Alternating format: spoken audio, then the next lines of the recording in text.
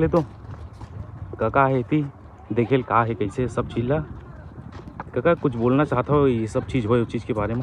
हाँ यार यहाँ का तो बहुत बड़े बंजर बन गए गाँव का तो पूरा काहे बोल बोले बर कुछ है सब नहीं। बिलक बिलक के गोवा में सब लोन ले लेके घर बना रहे हैं, जमीन बेच के घर ला बनवा रहे हैं है ना।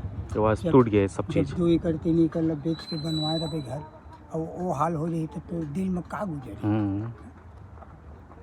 बेचारा मन तो घर से कोई घर हो गए पूरा हर चीज क्षतिग्रस्त हो गए है। फ्लैट दे लेकिन बात वही है ना, बाथरूम में पानी नहीं है, घर में लीकेज आते हैं, लाइट क्या था पता नहीं है, बहुत सारा परेशानी है।